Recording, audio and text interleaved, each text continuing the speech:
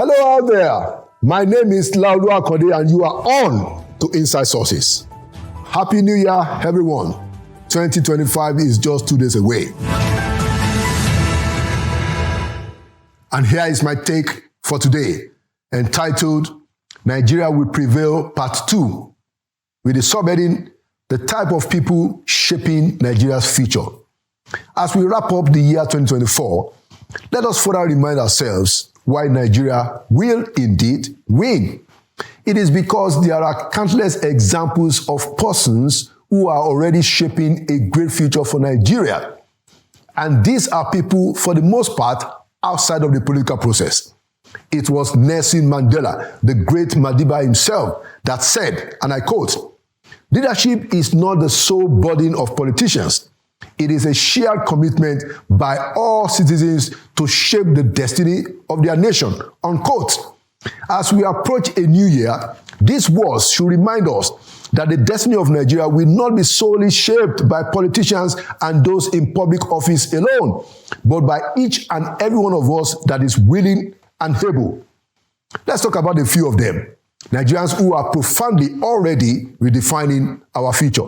We have an Aliko Dangote, who didn't just build in Nigeria the largest refinery in the world, but who has reignited Nigeria's comatose local refining capacity, advancing our country's economic sovereignty. One Nigeria, by sheer power of imagination, woke NNPC up, and today, fuel pump prices are gradually reducing. We know of a Femi Falana, SAN, a human rights lawyer and staunch advocate for constitutional democracy, using the law to press very hard for good governance.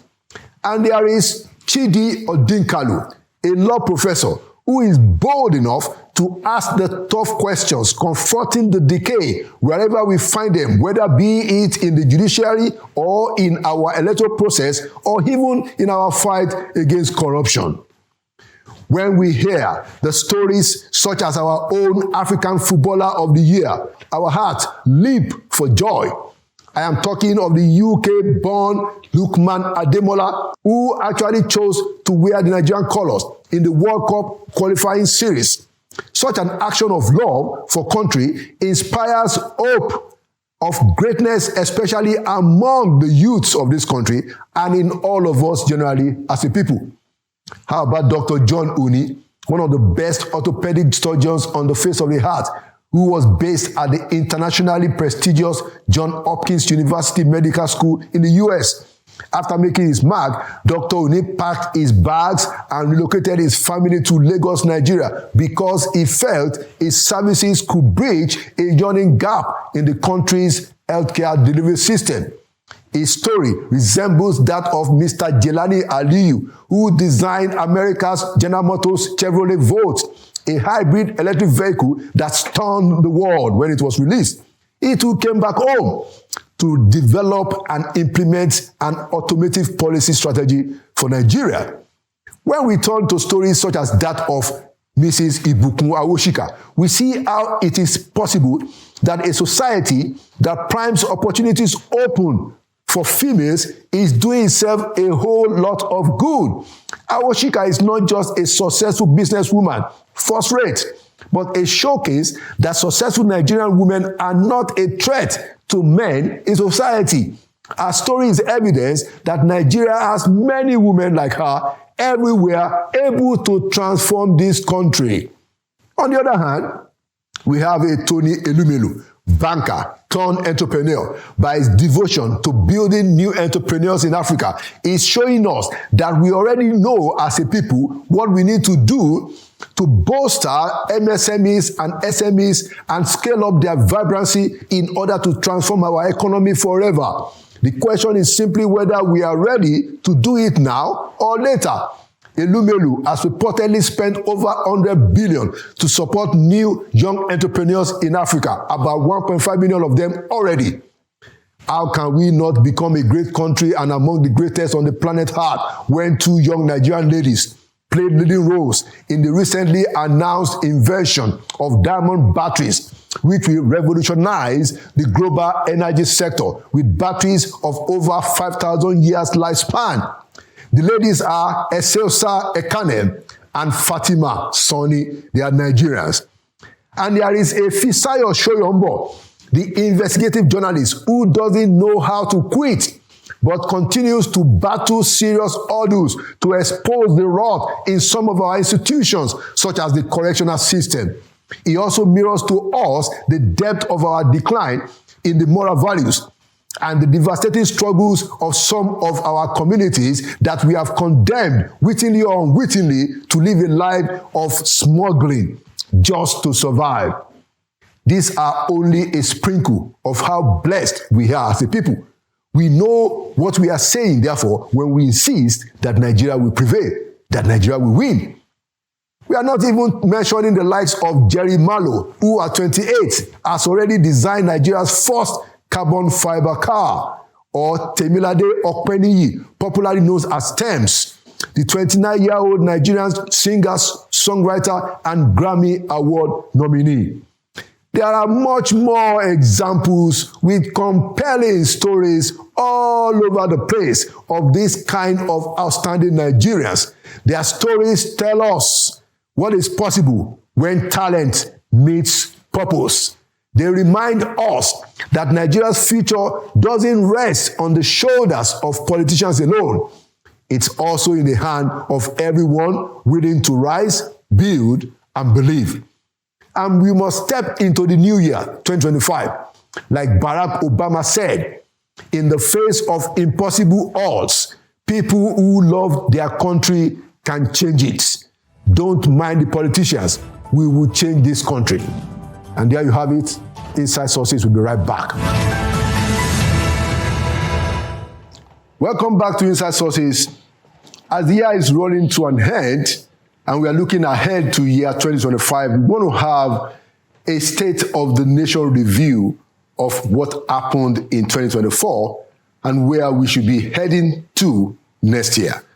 To have that roundtable discussion with me today, I have a panel, including Malam Baba Yusuf. Malam Baba Yusuf is a regular at Inside Sources, a strategy policy advisor, and the group CEO of JITCO. Malam Baba Yusuf, welcome back to Inside Sources. Thank you for having me. It's good to be here again. Thank you so much. Thank you so much. Similarly, also here in the studio, also a regular with Inside Sources, a notable TV analyst and newspaper columnist, Mr. Mojid Dairo. Mojid, thank you for coming back. Thank you for having me. Thank you so much. Madam Baba, what would be, if I ask you, what do you think, if you look at the politics and governance of Nigeria, what is the most compelling event that you think happened this year, and what lesson do you think we ought to take from it? And then, we take that question, we go around. Okay, thank you very much for having me. And it doesn't have to be one, Yeah, I think 2024 has been an eventful year for globally and nationally. In Nigeria, we've seen, disasters. We've seen policy somersault. We've seen critical decisions taken by government that has seriously impacted, on Nigeria. The removal of subsidy and the flotation of the naira, the impacts, that have culminated into closing a year with the food inflation over 40%, galloping core and headline inflation, all of them above 30%. Yeah. Of course, also on the brighter side, some key decisions taken by Mr. President, talking about major events that resounded, with me and with Nigerians, is the, removing or the process of removal from the chokehold of governors, the local governments. Very key for me. And also the fight that was taken, interestingly, by some governors in Nigeria to kill, quote and unquote, EFCC, ICPC, and NFIU, which would have crippled, the fight against corruption, strangely as it happened, and interestingly, pushed by Mr. President himself to ensure that that didn't happen, going to the Supreme Court to get that affirmation, including the local government, autonomy. So these are some key, decisions on the positive side, and of course on the negative side, some of the policies like the Band A, Band B, whatever you call it, electricity tariff hike, which to my mind is one of the biggest policy thumbs down for the administration, because I felt you need to put the cart before the horse. We will discuss that, but adding more burden to the citizenry at a critical moment that will not even add value to the government or governance. I think these are lessons that will be learned, and we can dissect and dimension that further down the line, so that we don't have this kind of situation in 2025, where within one quarter in 2024, the CBN had to review the import tariffs, 4 to 5 times, not minding that it is having concomitant effect, on the economy, in the same situation where government is supposed to provide succor for businesses and for, the citizenry. Okay. By and large, this is my initial snapshot. Okay, excellent opening points. Majid. Okay, some of the significant issues for me, in addition to what Baba Yusuf has read out, will include, of course, the coming on stream of the Dangote refinery. And again, that of the first or the old Port Harcourt refinery that came on stream recently too, because this may just counter some of the positive fallout of the reforms going on in the oil and gas industry, even though it has a lot of negative, consequences. But at least the coming on stream of these 2 refineries may have moved Nigeria a bit closer to self-reliance or self-sufficiency in energy production. And we are hoping that in the coming year, we're going to see more refineries come on stream. The second Port Harcourt refinery, the Warri refinery, and probably the Condrum refinery, as well as other private players to come on stream. Another significant thing that happened during the year was, of course, the presentation as an executive bill to the National Assembly, the tax reform bill. It's very significant because that is the first time in a long while that we're seeing a comprehensive attempt to reform our tax laws in the history of this country. And it contains some very progressive provisions that has the potential of reconfiguring Nigeria in some sort of ways. Right. And it has generated a lot of controversy. The country is clearly divided over it, but it's a significant event. That presentation alone to the National Assembly is quite significant. Well, lastly, but not the least, if you ask me, the president also had his first presidential chat after 1 year and 8 months in office. And it was also a significant event for the country. The chat was an opportunity for us to have an inkling or a glimpse into the president's mindset around his reforms, his policies, his programs, including, of course, his politics and size of his cabinet. So the Nigerians are no longer left in doubt as to the thinking behind some of these policies, courtesy of that presidential chat. And I was also commended the president on one aspect, even though I may not necessarily agree with all of the answers he gave in principle. But I saw a very convivial atmosphere. I saw a man who didn't talk down on his hosts, or should I say his guests now. Because my colleagues asked some very important questions, and he took his time to answer and gave his answer. You may not agree with his answers, but he tried as much as possible to be amiable, to be respectful. And the feedback I got from some of our colleagues is that, well, this is one of the most convivial and presidential chats they've had in a while. So these are some of the significant events in the year, in addition to what Malam Baba Yusuf has read out. Okay. All right. Thank you for those opening comments. So we're going to dimension a number of those things and take it as much as possible one by one. Let's start with what is clearly an event or a situation that Nigerians have had to go through, the hardship in the land, of course, which led to a set of protests. My question is, do you think that the political elite are now, just make it very direct, the government at the federal and state levels, do you think they actually got the message of Nigerians through those protests? You are called end bad governance, in your view, Malam? I don't think they got the message, Prof, and that is the sad thing. My view is they didn't get the message because ab initio, there is this culture which is not, I will not domicile it with the President Tinubu's administration, is a corporate culture of Nigeria over the years, especially if you look at the Fourth Republic. I mean, the current president was a chief protester, like some people call him. Whenever there's a pushback from the people, the reaction from government of the day, whether at federal or subnational, is they are anti-government, they are opposition party, they are dissidents. Whereas during the process of campaign to get the office, those same people are not dissidents, they are not opposition. And what are these people mostly asking for? Or what are they angry about really? They are picking the promises that people made, politicians made, whether at federal, state or local government during campaigns, to bring it back to say what is happening to what you promised us. Yeah. We are not seeing those promises manifested, rightly or wrongly. Probably we are talking about policy incubation period that has not materialized, but the bottom line is people came to vote because they are looking forward to something different. If we use the mantra of President Tinubu, and we say renewed hope. So there was a renewed hope, right, from top to bottom. And if that is not happening, the exasperation, the frustration, and the depression that have pushed people to this position shouldn't be that governments should push back with the feedback that it is only official. Of course, the opposition parties will always be doing their job, like APC was doing many years ago, which should be a lesson to the government that people will push back.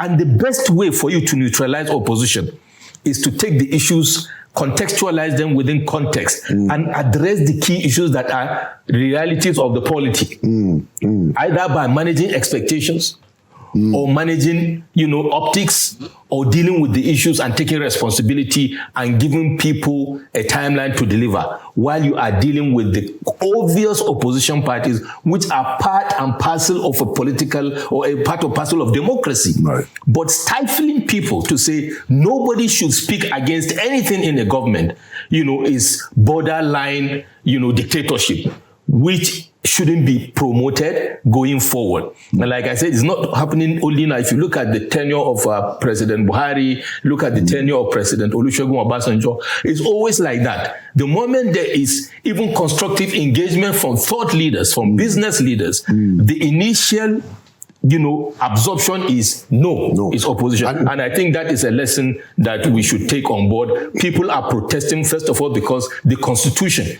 gives them right to do, to express themselves, to express dissatisfaction. And if you look at it from a customer perspective, these people, we are their customers, we are their bosses. And if we are expressing displeasure over what is obviously not so, I think there should be a better way to manage that feedback. Otherwise, what will happen is you will push those people to the opposition parties, and what you will have is a slide will fall, and they will no longer listen to you, and you are not able to communicate effectively to them. And at the end of the day, will continue to be divided, and the government will fail, because ultimately you need the people to succeed. Excellent. So taking it to Mr. Dairu, in your response to the same question, I wanted you to also evaluate it. In Malam's analysis, he did point out that this thing happened, just as it did under Tinubu, under Buhari, and under Obasanjo. Was it different under Jonathan? In the case of Jonathan in 2012, when the protest was ongoing, there were conversations around solution to the problem that has resulted into the hardship that people were protesting against. And what did he do? He reversed the policy. True. He reintroduced subsidy, and even though there was a raise in the price of petrol, he committed that marginal increment to another social investment program called the Shropee. Okay. That provided, succor in one way or the other to the Nigerian people. But at least there was a responsive gesture from the president then, because he understood that, okay, there was a need to look into this policy a second time. But in the case of the Tinubu administration and the end bad governance protests that rocked Nigeria, following the same issue of subsidy removal, that created a cost of existence crisis in Nigeria. Nigeria is not suffering from cost of living crisis. Nigeria is suffering from cost of existence crisis. Because hunger has been the hallmark Yes. of the hardship that Nigerians are facing. Not accommodation, not even healthcare, not even transportation. It is food, existential in nature. So Nigerians are struggling to just exist, not even to live. And the response of the government has been to double down on the policy. We've not seen a reversal. We've not seen alternatives being put on the table. Status quo remains. Energy prices are still driving up cost of goods and services. And it's reflected in the inflationary trend you are seeing by even official figures. So we've seen something that is different. And of course, protesters were rounded up, arrested and thrown into detention. Right. Even some that were minors. Yeah. And they were all sort of charges were, heaped on them. Until, of course, there was a public outcry again. And the president, gave an order for them to be released. But what I'm saying in essence is the government of the day does not seem to understand that its policies have plunged Nigerians into this crisis. Rather, it is looking at the gains, the purported gains of the policy that are ahead. Yes. And it is unresponsive at all to the fact that there was a need to take a second look at this policy. And where necessary, you reverse or you alter or you modify. That has not been done. Okay, so that's a very good point to rehangle this question. So can we try to dimension the problems, especially the issue of hardship, which we have reduced essentially to food. Yeah. Now, is it that we are expecting too much from the federal government and we are giving the state governments and governors an excuse, because in my view, and I'll make a comment and then, from Madam to Majid, you respond. That if you look at the question of food, are we saying that state governors, and I'm not giving the federal government an escape route too, but I'm saying that what ought to be the roles of governors in trying to deal with the issue of food security? Agriculture is on the concurrent list. Are they so constrained by the monetary policies, the economic, the national economic policies? Are they so constrained? Is it that they cannot develop some ameliorative policies in their own states to make food available for their citizens? So aren't we giving the state governors, a lot of, aren't we allowing them to just go scot-free and we are heaping everything on the state government? First, Madam. Or giving everything to federal government. Yes, for those that know me, I've deliberately, Prof, in the past 1 year, been redirecting the attention of fellow citizens to the subnationals. And I have consistently said that, in my view, the governors of Nigeria, not just in this administration, in the Fourth Republic, have been responsible for about 60% of the underperformance of our polity. And one of the reasons you have just, set the background for it, the governors have core responsibilities to drive the economies of their states.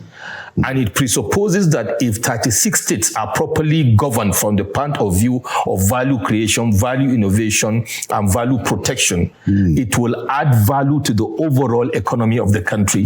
If you just take a peripheral view of the total domestic debt burden of these states, will tell you the kind of responsibility or irresponsibility of how our states are being taken for a ride.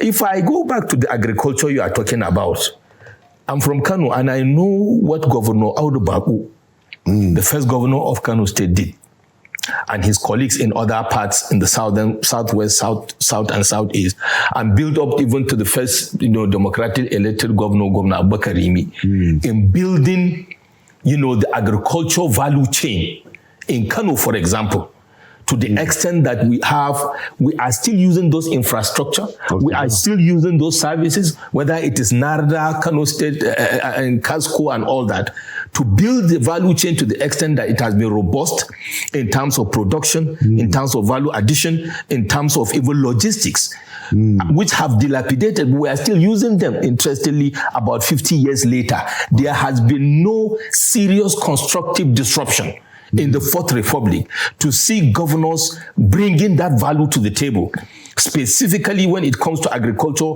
and you look at those agrarian societies, whereby those values would have, catalyzed socio-economic development in Nigeria and keyed into the federal government. And that agriculture is just one of it. We have solid minerals. As far back as 1996, I was part of the process. I was fully involved in trading in not just agri-products, but even solid minerals, including artifacts. It will interest you to know, as far back as 1995, Germans and French people would come to us in the trough of Jere here, or Plateau, or Katsina, for artifacts and for solid minerals. What are the governors doing? Everywhere you step in Nigeria, you are stepping on wealth. And then we have this tragedy of complaint that governors keep on coming with excuses. Albeit during campaigns, they promise milk and honey. What is happening that we have not now subjected ourselves to go into the federal government every month to collect allocation? And if there's any sign that there will be 5% reduction in that allocation, it means that the state will die. And that is the sordid, sad reality we are facing. In 2025, we need to also continue pushing the feet of the governors to the fire without losing vision of the federal government. They are very critical. Excellent. Mr. Okay, I think food security, to be specific, is supposed to be a collaboration between the state and the federal government. The states have the role of actually organizing the activities around food security, land preparation, land allocation, proper planning of land utilization, to make room for yield in terms of the distributive cost that Nigeria will need for food security, in terms of quantity and abundance. Right. Why the federal government has a role to now subsidize production. Because food security entails, of course, three things: availability, accessibility, and most importantly, affordability.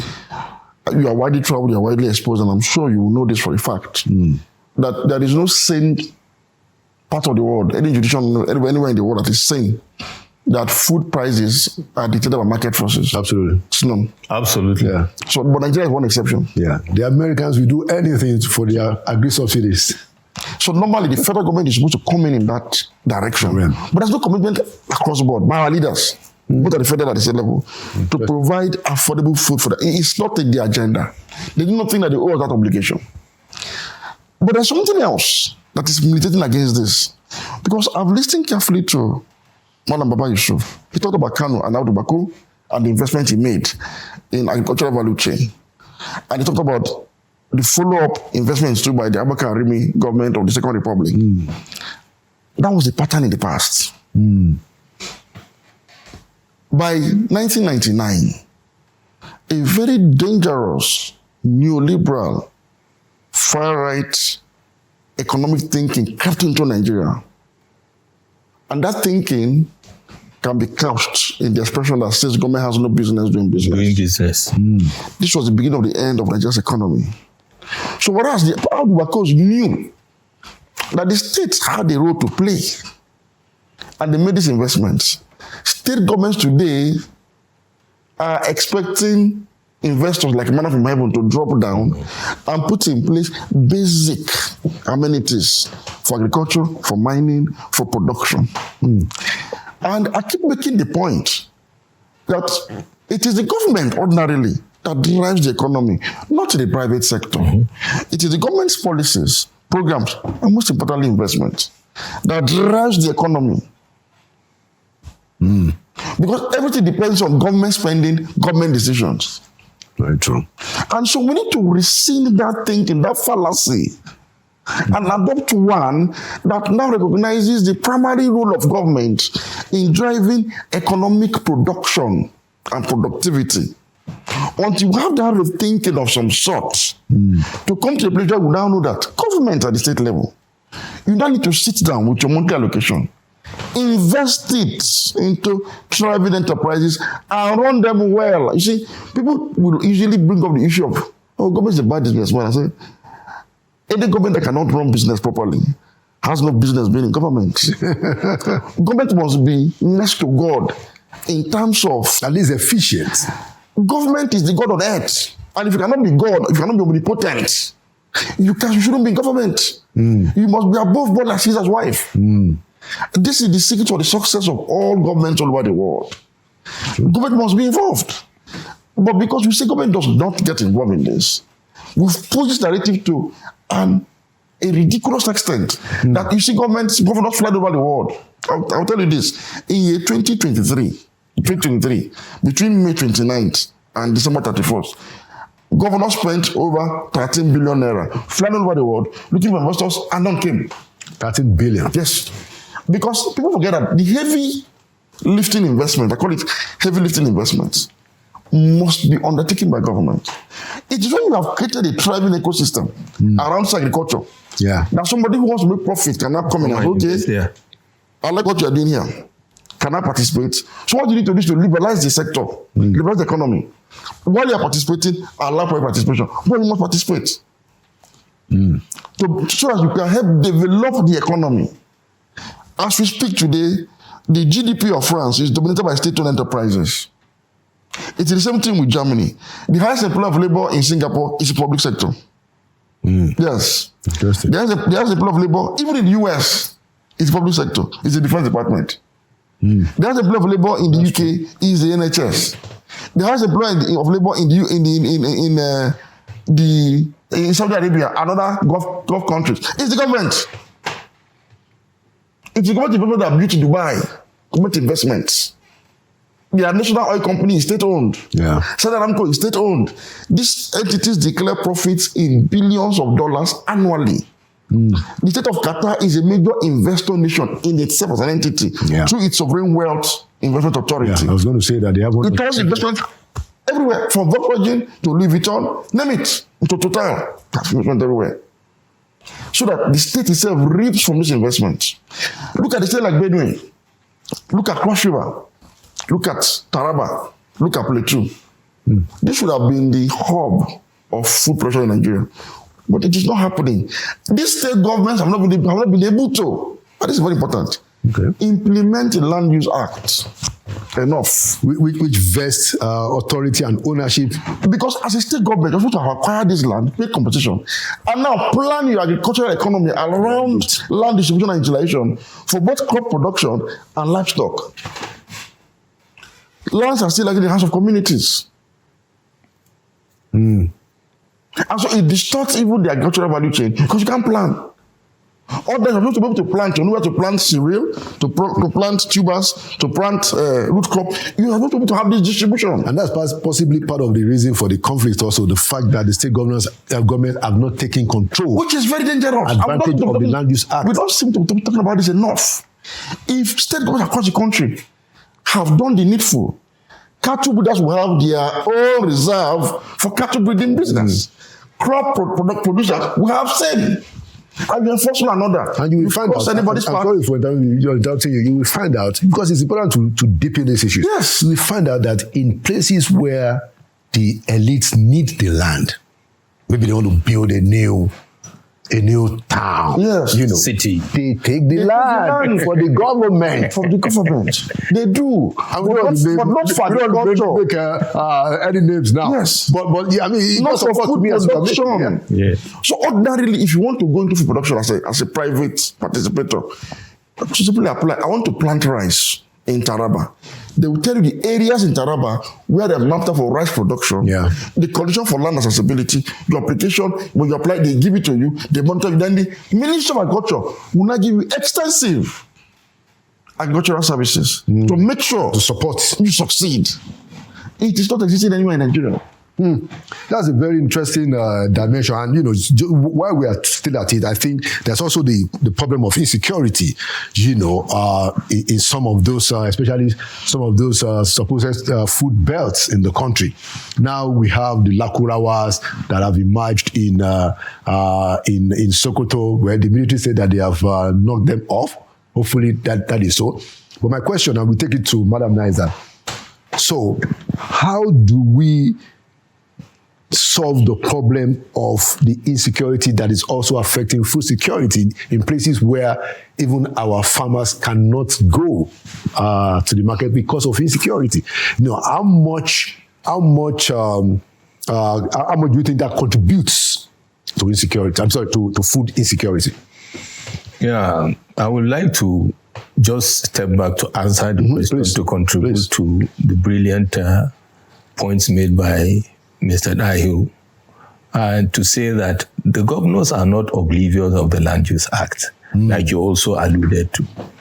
Because every other day, you hear the governors applying Land Use Act to frustrate their political opponents, demolishing their buildings, demolishing their stores and all that, because they want to apply it for their vested interest. So this Fourth Republic is fraught with, of course, we must say that we have seen some brilliant governors that have, performed during the course of this, Fourth Republic, including the current administration. But the truth is, majority of them, on the very higher majority of them, have actually failed Nigerians, and they are failing.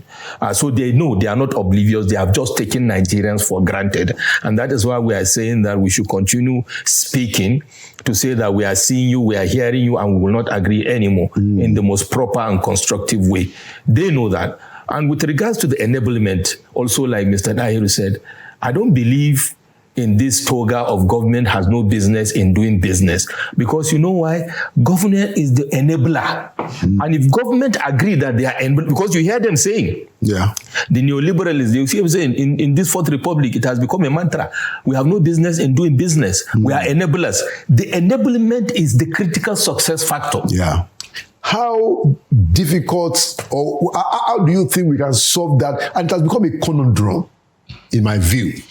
What else do you think we can do differently? Because it will seem to me, and this is my view, that, and I think you hinted it to that, many of our communities, as it seems, there are circumstances where they are welcoming. I suspect. What do you guys think? Let's start with... Okay, first, let me specifically deal with the current issue at hand. The army bombardment of the village in Sokoto. Yeah. Yes, without doubt, there could be sleeper cells that are embedded in the communities. And the army may want to act, because the army is not trained to carry out asymmetrical warfare. So what I would have thought is that without prejudice to the position of the armed forces, as conveyed by the Chief of Defense Staff, that they suspect, or they were suspecting this report to be part of the collaborators of what the army can do now for all theaters of conflict, from banditry to Lakurawa and even to Boko Haram, to say, look, redraw your Operation Safe Corridor away from what you call rehabilitation and reintegration. So, members of these communities that are troubled by banditry, by Lakurawa or Boko Haram, if you know you're not a member, an active member of the combat in the field, create a soft corridor where they can pass through to either a refugee camp or somewhere safe, so they can carry out clearance operations in these areas. I think the army should begin to do that now. So, for example, if you suspect that Lakurawa is in this particular location, tell the people there to move, and you screen them as they're moving out. If they drop their arms and move out, means they've repented. But for those that will not move out, then you cannot carry out comprehensive clearance operation. Even in the war in Gaza, despite the heavy-handedness of the Israeli government, sometimes they still pretend to throw flyers to say, if you know you're not part of Hamas, leave. Get out. Even though they just give you 2 seconds anyway. But at least that shows you some level of... So that should be done now. Because I don't want to say that what the army or what the armed forces position is faulty. No. I think they have intelligence enough to know whether or not these people are embedded. But you must allow those that are not part of this to escape. Now, I often hear the armed forces talk about kinetic and non-kinetic approaches, yeah, to resolving this conundrum. Yes. And I've pointedly told them, both in private conversations and in public, that the armed forces has no business with non-kinetic approach to security. That is exactly the purview of government. That's true. Simple. Let's separate this issue. So they should focus on what you are doing. Now I've told you, if you bomb a community because you think they are there, the only thing you need to do is create a safe corridor where people can pass through to safety. While you can bring down the whole community. In fact, I think right now to put an end to the Boko Haram insurgency is to simply announce that, look, if you are not part of Boko Haram insurgents, move south into Nigeria, deeper into Nigeria, and leave the army for the next 3 or 6 months to carry out comprehensive clearance operation around Borno, Yobe, and other axes of the country where we have these intermittent problems. However, we must come back to the issue of governance. What are the underlying causes of conflict?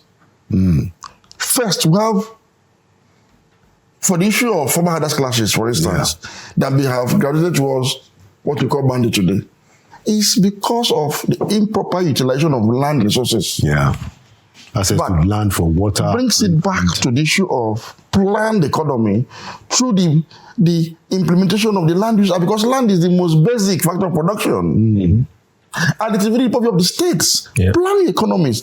It is not for nothing that in Abuja here, we do not have frequent cases of former herders clashes, because Abuja's FCT has largely implemented the Land Use Act enough to have properly utilized its land resources, allocated land for all manners of businesses, including crop production and livestock. So we're going to have 36 FCTs across the country, which we don't have yet. Secondly, if the government spend their allocation, on the people as stipulated by the Constitution, their welfare, their security, education, and provide opportunities for them, it will limit incidences of criminality and violent crimes. But most importantly, the use of religion, particularly in the Muslim North, where I come from, the misuse of religion, the protection of religion is directly linked to the Boko Haram insurgency you are saying, and even the Lakurawa insurgency you are beginning to say too.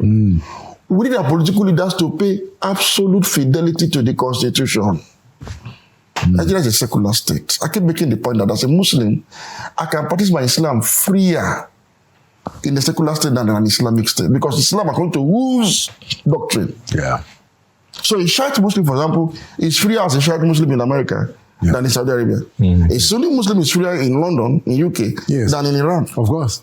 So when we talk about secularism, we don't talk about anti-God. We're talking about no religion should dominate the other in a multi-religious society. I should be allowed. If I decide not to take alcohol, the constitution should not compel me to do so. But I cannot also compel another person not to take alcohol if the person's own value system does not prevent him from doing so. That is all. That's all. When our leaders are able to do this, you begin like a general orientation now towards national integration, social cohesion enough for us to evolve from religious extremists and tribalists to citizens. This will mitigate these problems.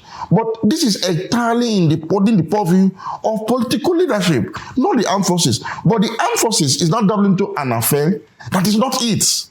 By talking about non-kinetic approach to security, organizing meetings and parties, that is not your responsibility. Okay. It is the states, especially the state government. Exactly. Very, very, very important.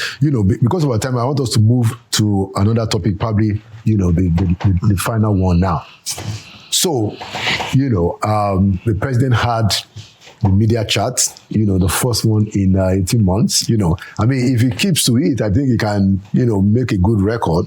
Obasanjo used to do it probably like every 2 or 3 months, I think Jonathan also maintained it. I'm not sure that President Buhari was very interested. Probably did less, maybe 3 or less. People are, they are entitled to their style. But President Tinubu has done one. Now, one of the things that he said is where I want us to take the next discussion. So, he boasted and said, look, you guys give me one minister that you think ain't working well. One of them eventually brought up the name of Wike, and President just got an opportunity, in my view, to do more bragging. What do you guys think about the cabinet, there was a lot of expectations, that, there's going to be a cabinet reshuffle.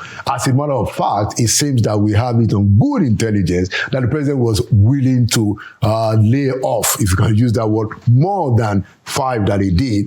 But there were a lot of political, leave them, give them more time and all of stuff. And so the man himself came down to fight. What is your own views, both of you, in terms of and I don't know if you want to be specific, but I want you to, give us your own view, especially now that the president said that, you guys give me an example. They gave one example, the president pushed back. I don't think that was the best example, But let's start with you, Madam. Thank you very much. I watched the encounter. First of all, I want to commend President Tinubu for that opportunity to speak to the citizens of this country, the people that voted him into office. It has been a broken chain for a long time.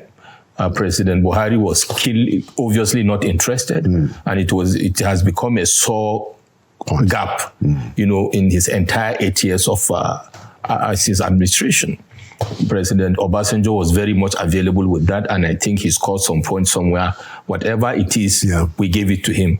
I strongly advise that Mr. President should make it a habit going forward, especially because he is a leader that is emerging in the time of crisis.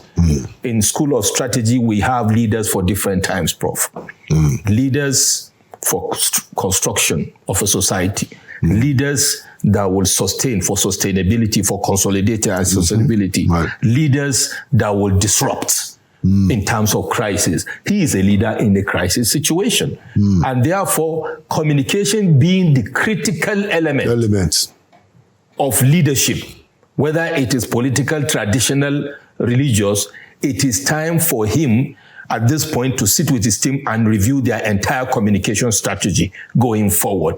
We need to hear our president more, to hear from him. You remember part of the sore point of 2024 is the clashes amongst his special advisors. I've lost count of how many of them are managing the optics. Now, when you hear from Mr. President, the people on the sidelines that are handling him will do what? Will provide supporting narratives or supporting information. We are taking it directly from Mr. President. Some people say it's technical, and I totally disagree. First of all, Mr. President has the responsibility to speak to Nigerians, not necessarily to anybody, because he swore to uphold the Constitution as the President of the Federal Republic of Nigeria. There's no sense of entitlement about that, and that is part of the problem. People get into office and they feel entitled, and they forget that there's a process, and they forget that it is transient. So from that perspective, it also gives the president the opportunity to demonstrate his ability to manage his people, i.e. the citizens of this country, and to also, block the detractors from using that gap to foment whatever they want to do. So it's a good one. He should continue. And then as he's continuing, he will be fine-tuning it. This is his first time speaking to Nigerians as a president. I know he did it a lot as a governor. It's a different ballgame going forward. And he will be able to get direct feedback also of some of these things. Because sometimes also, like the Hausa people say, Ba mugun sarki, say mugun bafagi. You hardly have a bad king, but bad handlers. So sometimes it gives you the opportunity to also hear directly, albeit from these people, but when you do a national broadcast, there is a national feedback. It will key into their strategic outlook going forward to say, we need to adjust this. Quickly, let me address the issue of defending his team. He is the boss of his team. He can defend his team. Absolutely. Personally, I will look at Mr. President's performance and take him up on it because he's the President of the Federal Republic of Nigeria. If you want us to see him from that perspective, it's fine. But then again, we have ministers who are also citizens of this country, who have the obligation also deliver. And who are operating in the public space. Absolutely. They have the obligation to deliver to the citizens of this country.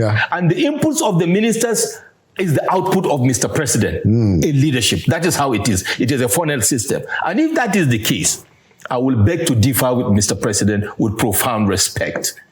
As a citizen of this country, I know that everybody is talking about hunger.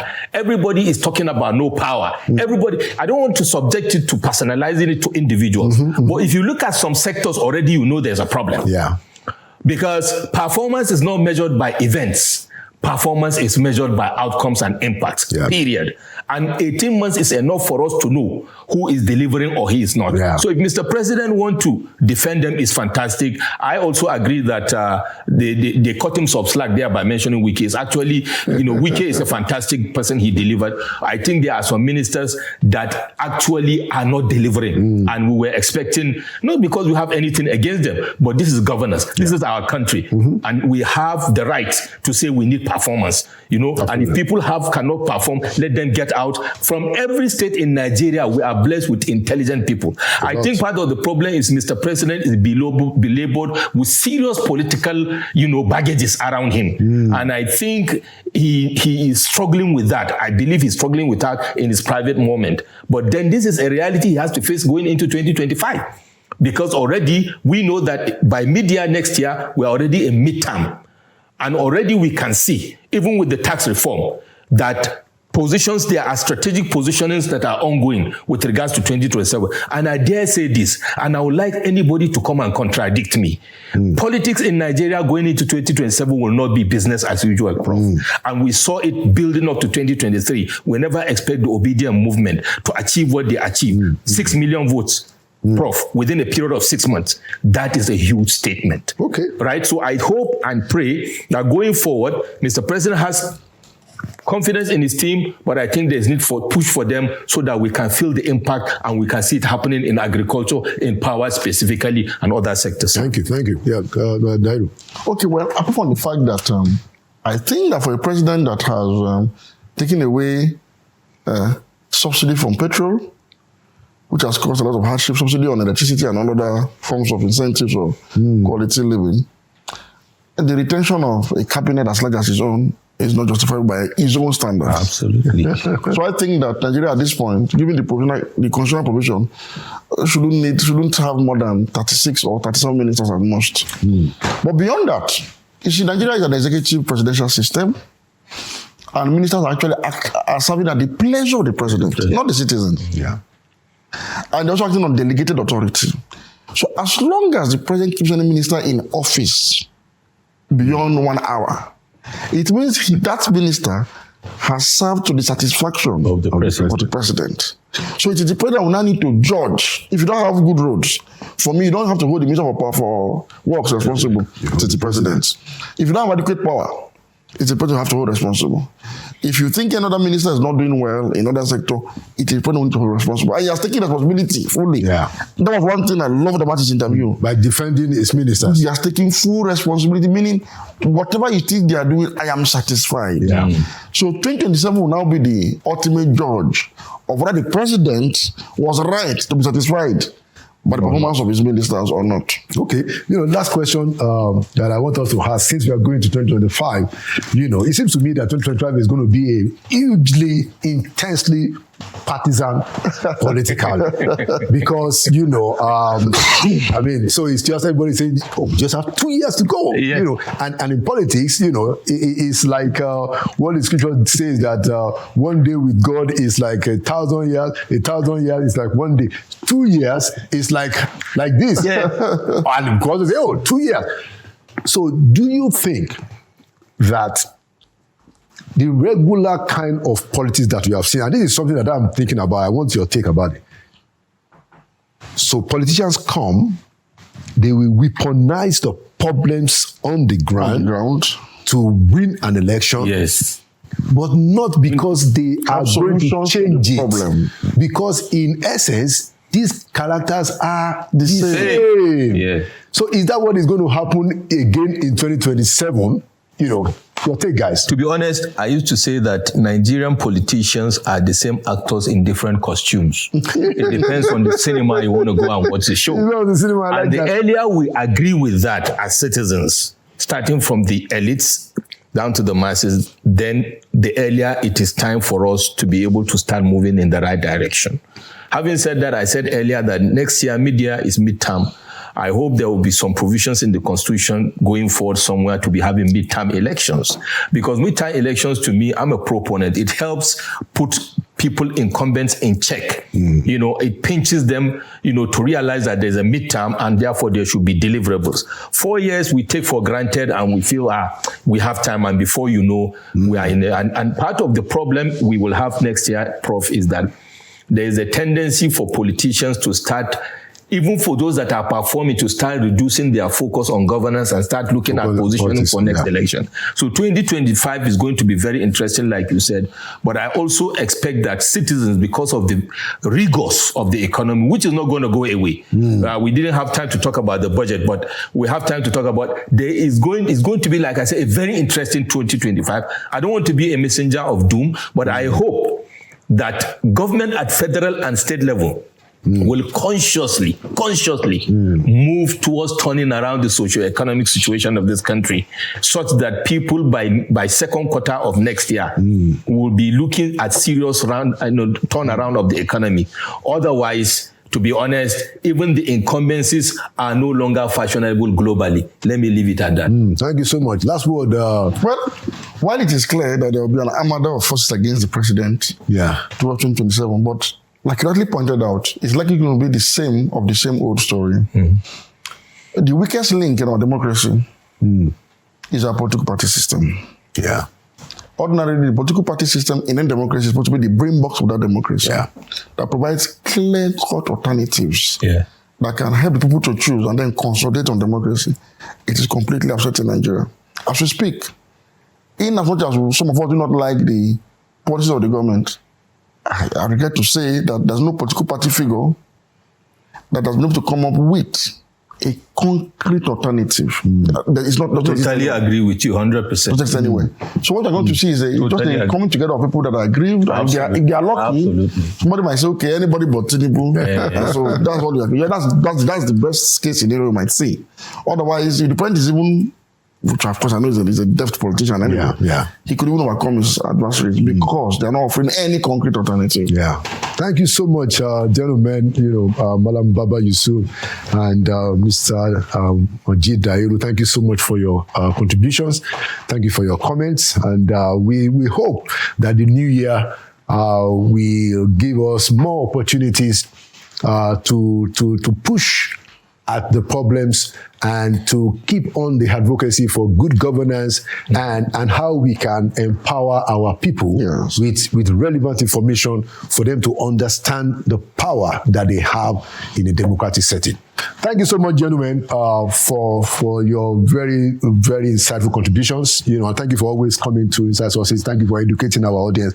I hope that 2025 will give us more opportunities to advocate for good governance and to educate our people on the power that they have in a democracy. And hopefully, Nigerians will begin to actualize this more and more so that our democracy will reflect the wishes of the people rather than the whims of the politicians.